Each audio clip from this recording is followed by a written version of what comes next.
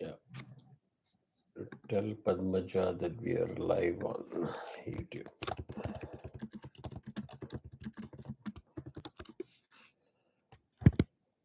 Okay. Om Ganana Tva Ganapatigam Vamahe Kavim Kavina Umashavastavam Jeshtarajam Brahmanam Brahmanaspada Anashunmudibasi Sadhanam Shri Mahaganapataye Namaha Prano Devi Saraswati Vaje Virvajinivati Dhinam Avitriyavato Mahasaraswatye Namaha Guru Brahma Guru Vishnu Guru Devo Maheshwara Guru Sakshat Param Brahma Tasmai Shri Guruve Namaha Guruve Sarvalokanam Vishije Bhavaroginam Nidaye Sarva Vidyanam Shri Dakshinamurtaye Namaha Shin Gurujaranaravindaabhyam Namaha Devim Vachmajanenta Devaha Tam Vishwarupa Pashvo Vadanti Sano Mandreshu Mujanduhana Dhenurvagasman Upasashtutaitu Vyasam Vasishnaptaram Shakte Pautramakalmisham Parasharatmajam Mande Shukadadam Taponidhim Vyasaya Vishnu Rupaya Vyasa Rupaya Vishnave Namo Vai Brahma Nidaye Vasishthaja Namo Namaha Shri Gurubhyo Namaha Shivshakti समारंभां Bhaskaracharya मध्यमाम् अस्मत् श्रीनाथ पर्यन्तां वन्दे गुरुपरम्पराम्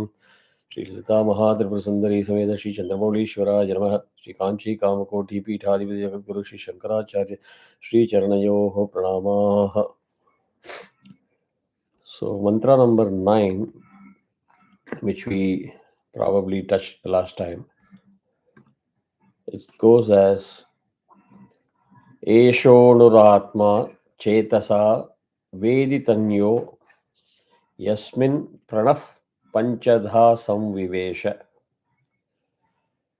Pranaishchittam Sarvamotam Prajanam Yasmin Vishuddhe Vibhavatyesha Atma Eshonuratma Chetasad Veditanyo Yasmin Pranaf Panchadha Samvivesha Pranaishchittam Sarvamotam Prajanam Yasmin Vishuddhe Vibhavatyesha Atma. So, in simple terms, word by word, the meaning is Esha means this, Anuhu is referring to the subtle part, Atma is Atman, Chetasa by knowledge. And when they are saying Tasmin Sharire, within that body,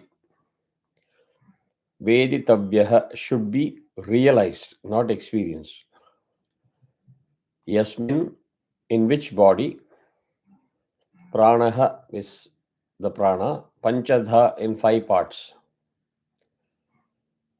Samvivesha has entered or is pervading. Pranaihi with the pranas. Prajanam of beings. Sarvam all. Chittam mind.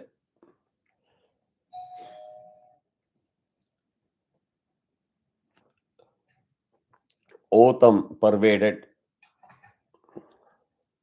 Yasmin in whose. Vishuddhe purification. Eshaha Atma this Atman. Vibhavati appears. So, in summary, what is being said is the Atman, which is very subtle,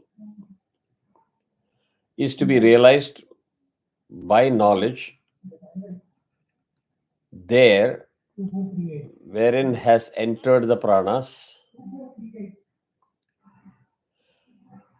in 5 parts.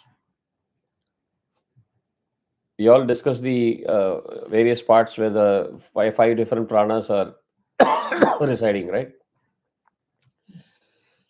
So this 5 pranas has pervaded the whole of the mind of the beings along with the senses.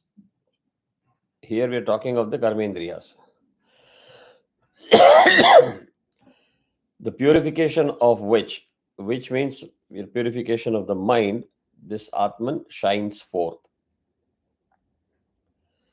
So here the Shruti is clearly enjoins to seek the Atman in one's own heart as the principle of consciousness, which is pervading the whole of the mind and the body and makes their functioning possible. Further, it indicates that when the mind is perfectly purified, it is able to comprehend the reality of the Atman. So, if you have to summarize this even shorter, how would you summarize this?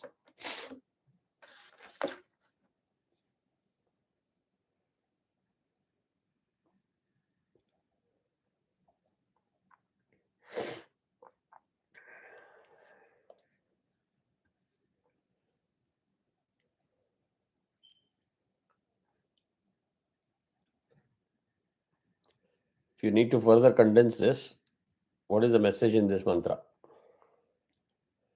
The message is very simple.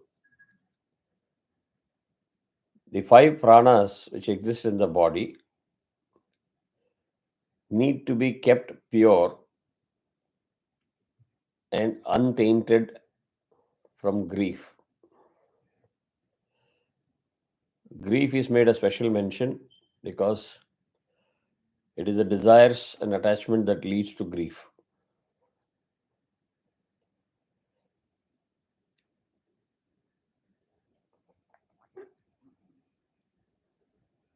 So the 5 prana, along with the 5 senses,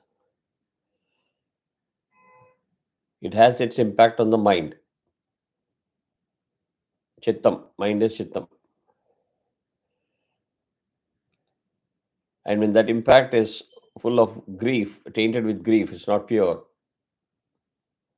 then you have no chance of realizing the subtle Atman, which is residing in your own heart.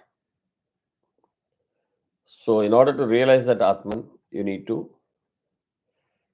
get yourself detached from the grief and keep it simple and pure and clean. So far, so good. Mantra number 9. Padmaja. You got that.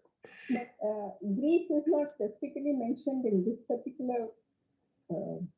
Specifically in the mantra, it is not referenced, but that is the end part, end connotation.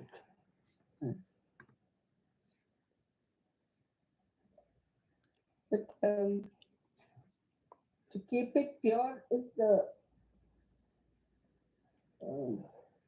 what I would say is one of the steps or something like that. To keep it Pure. Ah, Is it the step towards realization? yes. Mandatory step towards realization.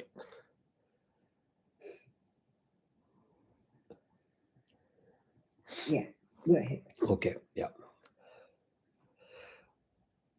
The word grief is given as an explanation in Adi Shankaracharya's commentary on Mundaka Upanishat.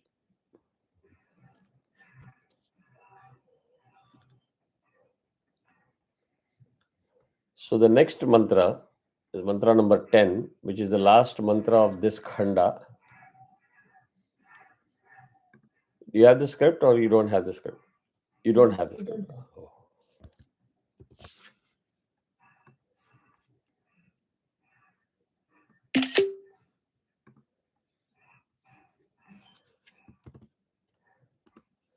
Yeah, I've sent it. You can check.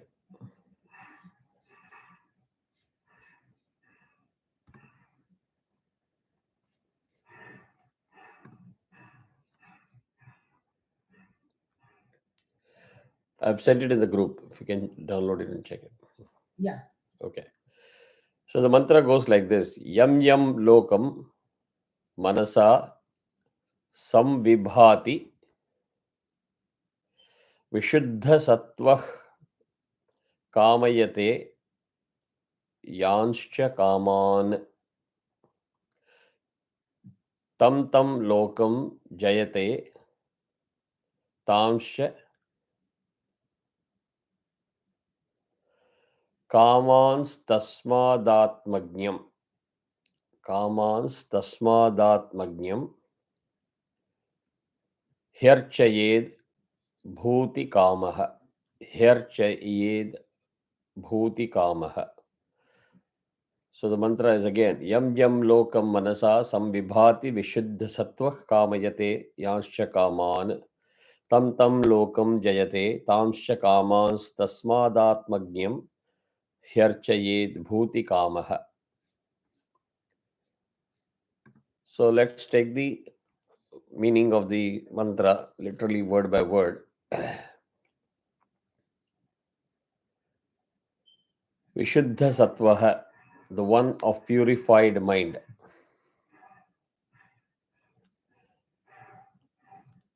Vishuddha Sattvaha is one of purified mind. Yam Yam means whichever. Lokam is world. Manasa, with the mind. Samvibhati, desires. Yan means which. Cha is and. Kaman, enjoyments. Kama yate, wants to have. Tam tam, those lokam worlds. Tan, those. Kaman is enjoyments. Usha, if you can mute your mic, please.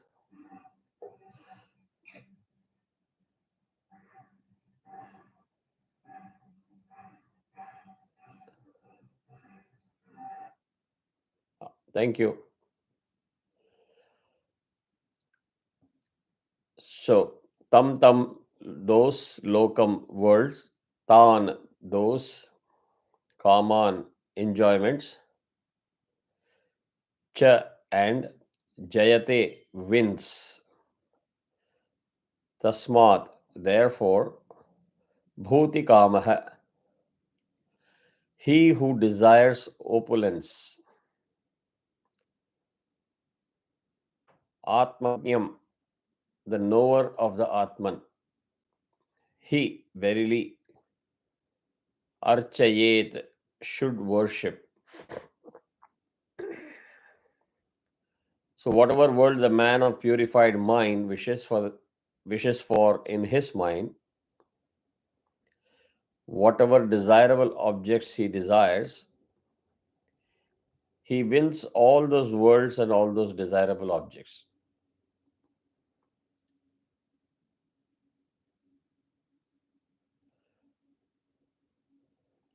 It's very, very simple. You keep desiring, I want a BMW, I want a Mercedes Benz, I want a Tesla, I want a mansion, I want 50 pounds of gold. You'll keep on getting those objects and material objects and desires fulfilled. If you desire moksha and you keep thinking of moksha, realization, only then you'll go into that path and get realization.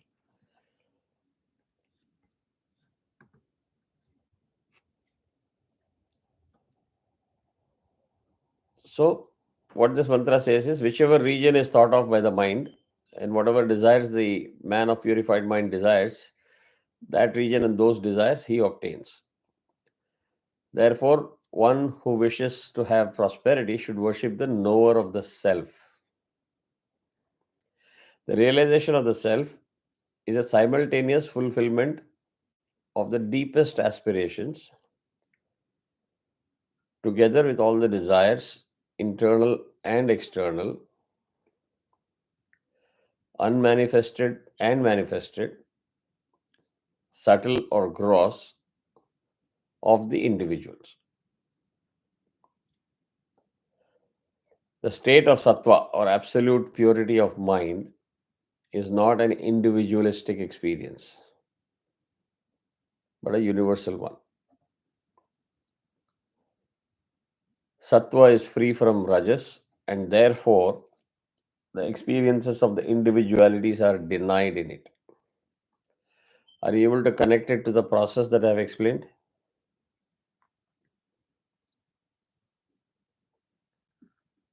You have to unmute yourself, Usha.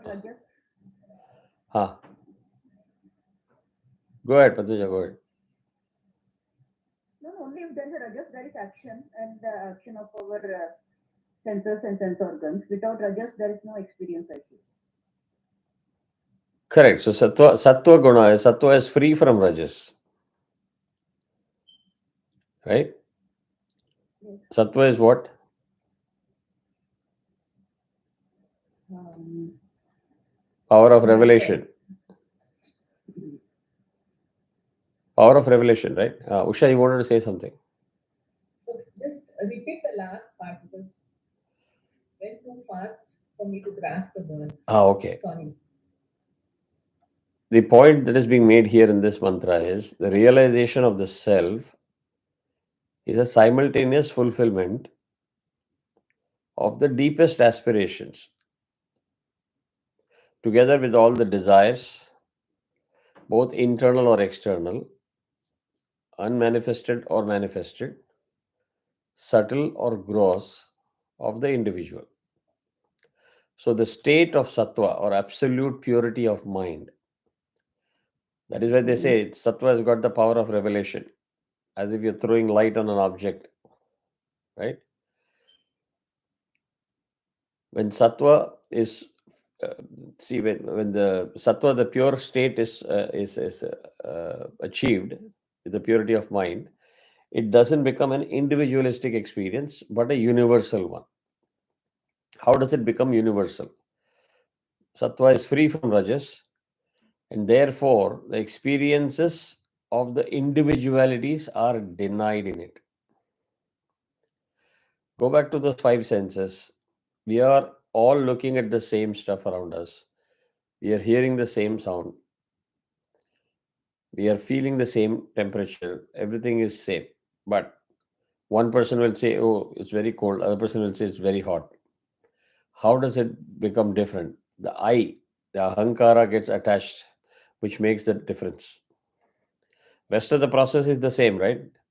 You can't say all of us are not seeing iPhone 15. We are seeing iPhone 15. Ultimately, what registers as your experience, somebody will say, oh, it is too big. Somebody will say it is too small. Somebody will say it is too light. Oh, it's very heavy. I can't. So the difference comes at that end point where ahankara, I, gets attached.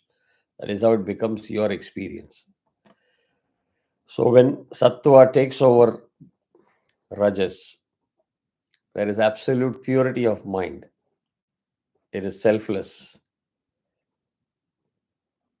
Then the experiences of individualities are denied in it. Then it becomes a universal experience. Make sense? You What, like, becoming a universal experience that I didn't follow. the variation between what you see and what I see goes away. When the I factor goes away. But here the I factor is not ego. It is because finally we are perceiving it in different forms because of our capacities, Because of the I factor. our experiences. The key word in that experiences difference is I. And that's the point I'm trying to make. If you remove that I, rest of all the data points are the same. At the end, when the I gets attached, is when the difference starts. What you experience and what I experience is different. So when you remove that I, the ahankara component of it, you start realizing the universal truth. So for that aspect, if, for example, let us for a moment believe that the absolute truth is the Atman, it exists in all of us, and all of us are the same, right? And I've been saying this over and over again. We need to get over that whole gender game. If you really want to go deep into this topic, your mind has to go beyond the gross body differences of a male, female. And anytime we see the explanation in our Vedas as he, she, we tend to attach, oh, it's a he means that's a male form. She means it's a female form. It's not a form. It's the principle. Whenever they say he attains, it doesn't mean only I attain as a man. You don't attain because you're a lady. You get what I'm saying? He and she are reference to the principle. So when all of us believe that there is a absolute pure self, the Atman, and we are in pursuit of realizing that Atman, you start dropping all those I experience. I will believe in that common knowledge that everybody is seeking. And when you start chasing that and achieve that, the I factor goes away automatically. You don't say, for me, Atman has got form and shape. How about you, Padmaja? Do you see Atman in Caucasian Atman or as a Asian Atman? No, Atman is Atman. And when we all see the same thing, realize the same thing, the I factor goes away. Correct? Only when there is an attachment, my son, my family, my this thing, the attachment varateda, the I factor complicates the matter. It blinds you. So complete fulfillment of one's wishes is not possible except in the state of universal being. And that in a Sanskrit parlance, it's called as the Shuddha Sattva Anubhava. Shuddha Sattva Anubhava.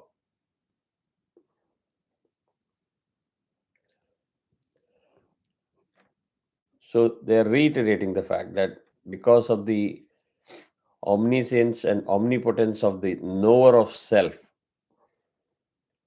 whoever worships that person, that's a knower of self, becomes prosperous.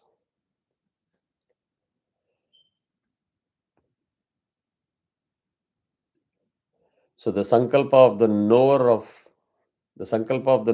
self is rooted in satya or truth. Because how did the person get the realization? He believed in, what is the keyword? Truth, the absolute truth. And we spent significant time in one of the class, right? Truth means not what you speak and what you say is the ultimate truth. The absolute truth. So the person who believed and has realized that if you worship that person, you will get all your wishes fulfilled. Wherever this knower of the self moves, where he exercises his influence automatically, whoever comes in contact with him gets completely transformed. So, in short, if I have to put it in a very, very simple language, where do you get the confidence that there is absolute truth, that people who give away all the desires and get free from the taint of grief will reach that elevated status? Where do you get that confidence from? Do you think by somebody like me repeatedly explaining it class after class, you're going to get it? No matter how many times you hear it from how many people, there is something like if you see a realized person like Ramana Maharishi or Mahapariva, it anchors you very clearly. No, that I've seen it, I've experienced it, so this is definitely not a fiction of imagination. This is a possibility. Correct? So indirectly, that is what they're trying to say. Keep your focus on knowers of the truth. Automatically, all your desires will be fulfilled. And please follow the principle of what they are preaching to you. Only then you stand a chance of realizing the self. Yeah, Usha, go ahead. Usha, you had a question? Huh? Okay. So that is mantra number 10. With that, we finish the first khanda of the third Mundaka.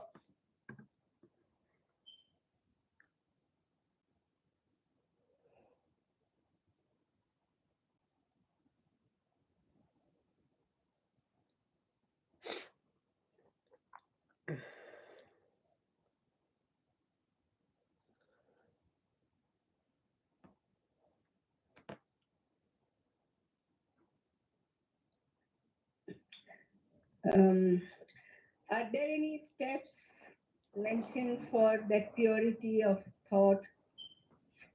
How to reach that level, or how to, I mean, there must be some other stepping stones towards that purity. First is the belief that there is an eternal and absolute truth. Mm. Second is that that absolute truth resides within you, not somewhere outside. Mm. And slowly start practicing the aspect or principle of truth in and that is what I explained in saying that truth is not something that I'm talking about saying. The truth is that Mm. realizing that there is an Atman, and first and the Yeah. foremost step is to start giving up your desires and attachments. Understand the principle of life, how it works. Understand the key components like the five pranas, and the fact that whatever you say I know or I experience, my experience is all restricted to the five karmendriyas, the sensory organs. And if you start looking at the whole evolution of human life with the concept of five pranas, three bodies, and five koshas, how the limitation of those five sensory organs has an impact of like a maya on your mind. It clouds your mind. Yeah. And the moment you start Mm. peeling that away and say, okay, no, what I'm seeing is still maya, is not the real ultimate truth. So I don't have to get caught into this. I don't have to get caught into this rat race of going after one thing, because that's what we all do. Like as soon as we are put in the school, straight Yeah. away you are told very clearly you're going to be a doctor, engineer, whatever. And that it doesn't end there. No, I've not seen a parent that will say, oh great, now you've become an engineer, you have accomplished, or you've got moksha. Instantaneously the first thing is get into a big job, and the job is not sufficient. Almost everything in life gets thrusted on us by virtue of what others Exactly. think and what others want us to do. Exactly. And to liberate oneself from all that takes some sort of knowledge, probably, which is beyond all these. Um, I mean, some other plane, not this plane, probably, without all. No, let me put it in the context. Mm. So I would beg to differ on one small aspect of what you said. Mm. We get pressed, that is for sure, Mm. but then we always have the option as we evolve as be an adult from Yeah. childhood. We have the option to liberate ourselves and saying, okay, no, you told me this, I did this for you, but now I'm an adult, I have my own life, and I want to do this. Mm. We don't do it. We actually feel very comfortable in saying, oh great, thanks to you, I'm a doctor, I'm an engineer, but now I'm getting used to that taste of more money and more money and more money and more. And that is where they refer to the opulence. Mm. It's all about the creation of wealth. Mm. Somehow the Western philosophy has impressed upon you, if you don't have money, you are Mm. poor. Mm. Even today, if you take any statistical data, you talk of GDP, everything, where is the measurement? Per capita. Mm. So does it Yeah. mean that India is so sick and poor that people are dying of depression because the per capita of certain cities or villages in India is not even probably $500? Yeah. In my opinion, maybe that $500 per capita guy is far more contented Yes. than. Yes. Mm. So it's a measure of that denominator that is flawed. So if you realize that, and if you get into the path of the search for absolute truth and practice whatever is being recommended, then you have a very good shot at self Mm. realization. So the hook is get attached to the person who knows it, who have been down that path. Mm. You don't have to say that. Not everybody can say, oh, I will only believe and follow Ramana Maharshi. Mm. So if Ramana Maharshi is 100 levels above you, and if there is Mm. somebody who is 10 levels above you, you latch on to the 10 levels above you. As long as Mm. the 10 level above you keeps going ahead and ahead. And that quest has to continue. Yes, and that is one of the mantra that they insisted. It Mm. cannot be like I'm going to be now physically fit, So what have you done? I've signed up for a membership in the gym. See Mm. my membership card. It is not enough. Mm. You got to go there today, tomorrow, day after tomorrow, and forever. Mm. And consistency, not two steps forward and four steps backward. Yeah. And that discipline is what is going to get you to the truth. Mm. And when you have hurdles and when you have questions, is when you Mm. need that person who is 10 steps ahead of you Yeah. To to lead you. guide you through that path. Mm.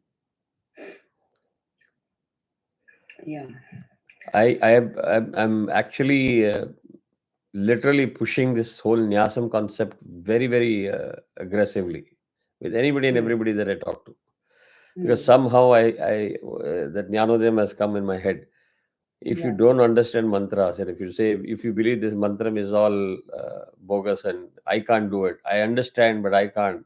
I'm not as good as you in chanting, etc. The least Yeah. you can do is to energize your body. Yes. And I tell people that you need to just get away with this whole layer of physical layer. Mm. It's a very big step. When, Yeah. when, when you say that, I want to go into the path of truth, it's a very big step. If we look at each other, we all look at only the physical aspect. Mm.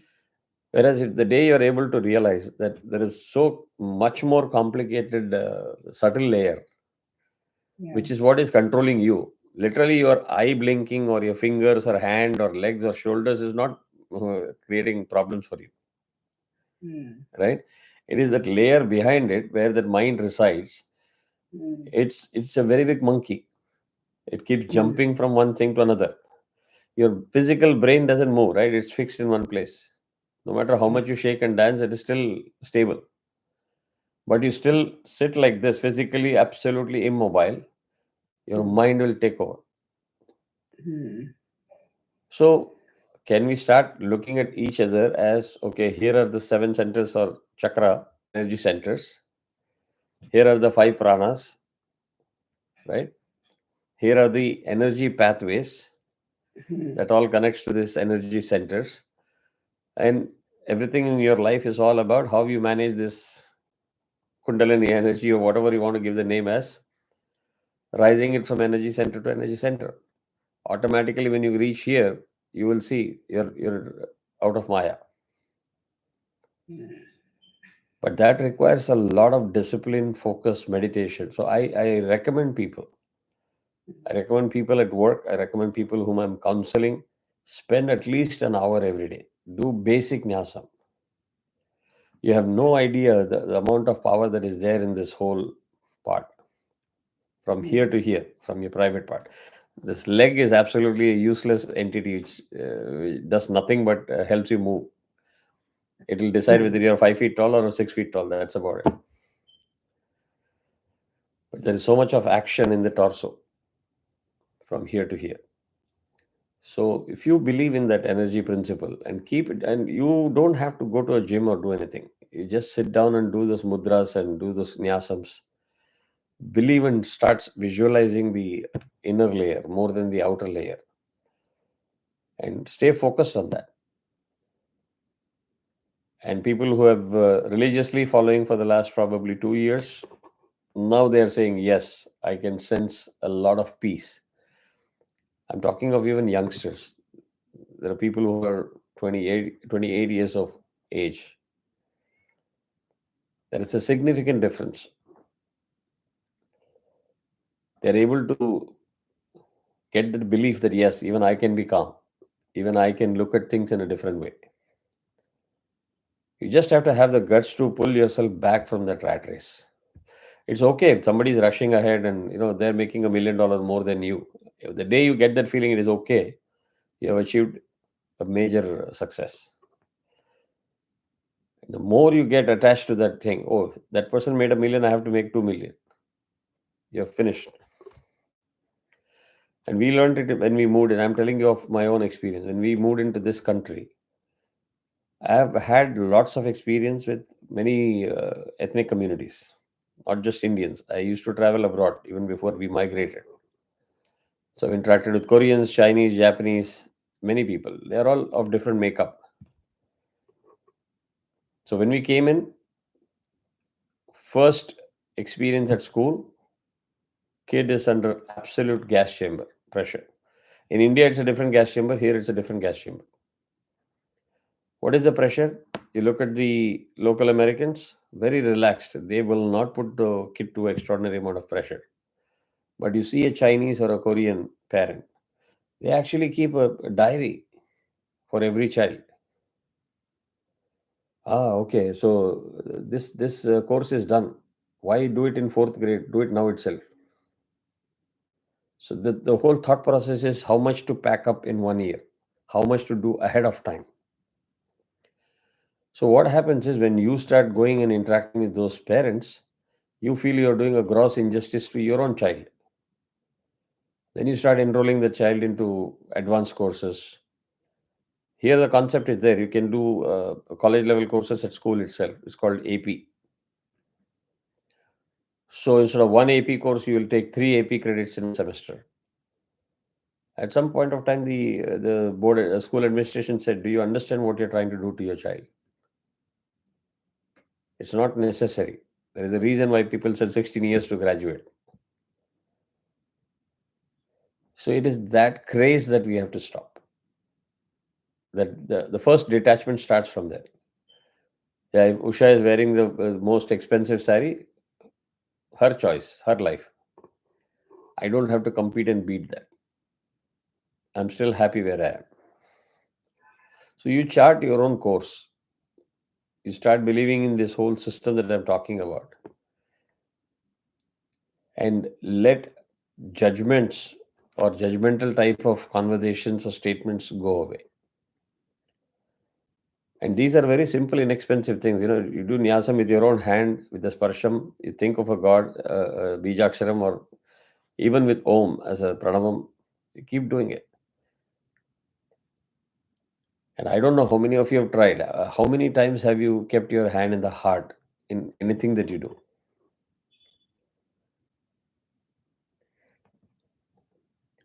If you haven't had the habit, try doing it.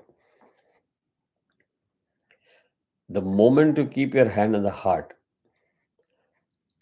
and you regulate your thought process, you see the miracle. It's tremendous. And you put those principles to practice, you will start experiencing things differently than what you have not before. And that experience should trigger you to say, oh, okay, here is an alternative path that we can pursue. And you'll see doors opening automatically one by one. Right? So, again, what are the definition of 3 bodies?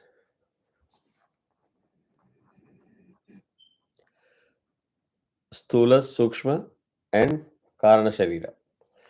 So the gross physical body, which is Sthula Sharira, is the decaying part of the body. And that body is known through the senses. And that's what we are limited to. We can see our own body and we can see others' body. It's through the 5 senses. So when you say alive or dead body, it's also referencing to the Sthula Sharira or the gross body. So what is making it live or dead? What is making the Sthula Sharira live or dead? Let me know.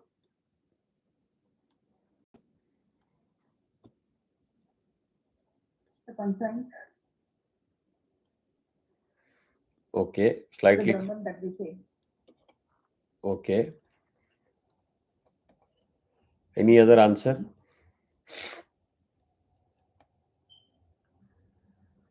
Is the prana? Closer. Simple answer. The subtle body. If the subtle body is gone, what is left is nothing. No, it's dead body. So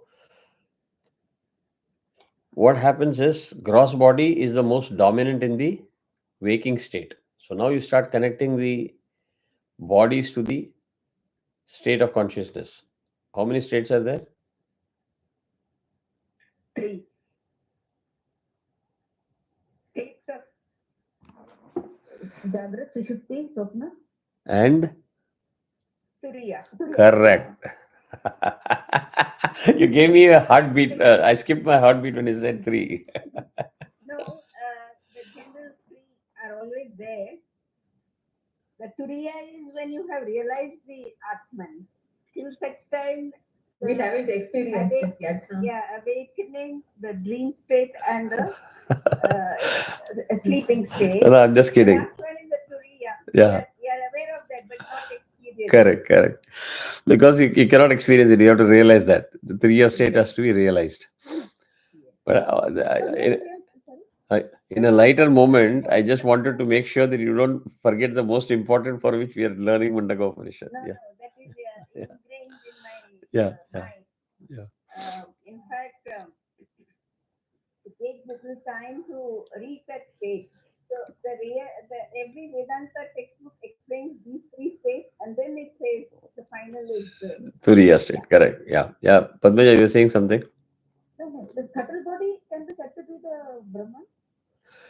The subtle body is where you will realize the Brahman, the Atman. It is not the I can't show you here physically. This is the Atman. Yes. Correct? So it has to reside in the subtle body. Okay. So I'm saying, when I look at you, I must stop looking at you as I'm talking to a lady. Is what I'm saying, and you stop looking at me as a man, or vice versa, each other. I'm not saying you should look at each other like skeletons. That's again physical. Go beyond that. And I'm talking to another human life that has got the same set of chakras, same set of prana, same set of nadis. Everything is same, but the composition is different. The sambar made by me and you will be slightly different, but both are sambars. And that's basically based on the composition or the balance that you have in the subtle body. So how well you are balanced is going to determine who you are. The physical differences, somebody can be black, short, thick, heavy, light, skinny, it really hardly matters. Am I making sense? So start practicing the nyasa very, very aggressively. Okay, here, sorry. Yeah, continue. No, actually, I wanted to ask, when do we do the mudras? Because even now I'm not clear. When do we do the mudras? Okay, so let me ask a simple question. How many of you really chant the Dhyana Shloka when I chant Dhyana Shloka in the beginning of the class? Honest answer. It's too long. What are you doing then at that time when I'm chanting? Okay, let me tell you truly. I chant with you.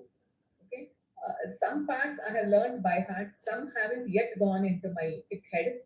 So I simply listen to it. So we can make one step forward. At least you are with me, but you can go one step forward. You can open that PDF and be ready. Because I'm definitely not going to skip it. Correct. And automatically it will become memorized. That's one part. Correct. So now you can either listen and say Om Ganana Am Tva Ganapatikam, or you can do this. Om Ganana Am Tva Ganapatikam Havamahe Kavim Kavinam. This is a mudra. And this Mrigi Mudra that I know. And yeah, there are many. I'm saying you can't say that either I will do 20 mudras or no. Do what you can, no? No. Like Mrigi Mudra, that we know that when we say the Guru, that thing we do it. But other mudras still I'm not aware when we do it. I can teach for those who are interested. But then whatever you have been taught, you need to start practicing it. Then it makes sense for doing other things. But I've answered the question straight away. When do we do it? I've answered the question straight away. So what should have been your answer? Not sure. No, you should have said, I get it. I stand corrected. No, because I didn't get it actually. No, I'm saying when I'm doing the. I have attended many classes. Hmm. Particular mudra's name I know, and I can say what is that mudra. Forget all that stuff. That is what I'm saying. Don't over engineer it. You do over engineering, you lost it. If I look at Chittappa Swamigal, I shouldn't even talk about mudras. He's a master. But is it that either you be like him or you're zero? The answer is no. Even Mrigi Mudra, many people will do some crazy things. But the fact that they are at least starting to do it, there is scope for correction and perfection. So don't over engineer it. And that's a simple point I explained. When do I do it? At least can you do it this one? Yes. Okay. If you're attending every day some puja at home, maybe you can do this. As soon as the dhyanam is done, do the other mudra. These are the simple things that I tell people. Okay, got it. Yeah, you don't have to start doing yoni mudra for everything. Oh, I know how to do it. No, maybe that is a little more advanced. When you meet whom you consider as a guru, you can do those 5 mudras straight away. It takes 10 seconds. Have you learned it? No, sorry, I am not. I want to know. Actually, if I can explain, I would rather put it like this. It is some sort of a discipline or focus that you bring to your mind. And in fact, there are probably some steps which Shivakumar may be able to tell. It always says, sit in a secluded place, resting in a comfortable Correct. posture, Correct. then pure, then with neck, body, and head should be in one straight line. One has to sit erectly and be in a whole, controlling your senses. These are the things which happen in Nyasam. It requires some sort of a discipline to bring the mind to a focus. But not only that, it also requires some devotion, it requires absolute devotion. And there is a guru to whom you have to do a prayer saying that please guide me to that. And then find the external, whatever you are searching for inside your own heart or body, or it is an internal quest. So that is actually a nyasam, not something which you can learn from somebody, or you can ask somebody, or somebody guide you. Yes, to some extent some steps are there, but one has to have some sort of a regularity, some sort of quest and desire to control the mind and bring it to a focus. So that is actually a nyasam, so that the other things fall in place. So that's just to explain. She has hit all the right buttons. She's hit all the right buttons, and I'm surprised. So either she is trained or she is practicing through a guide or source. Otherwise, she would not have got all the buttons right. Nyasam, even the word sannyasam or upanyasam or whatever it is, nyasam actually means to bring it to a proper point, the focal point. Focal point. But that you have to have a regular, just like you go for sports and you keep doing some exercise, there is a warm-up exercise, then you are able to do the much more harder ones. Like that, this also is something like that. I'm just trying to tell Padmaja. Yes. Not take me, but I'm just trying to tell her that the regular practice of, the mind has to be calm. Then other things will fall in place. When there is a calm mind, then there is a purity of thought. But of course, it's a long distance journey. But this is the first or baby step towards that. Yeah. Let me shut off the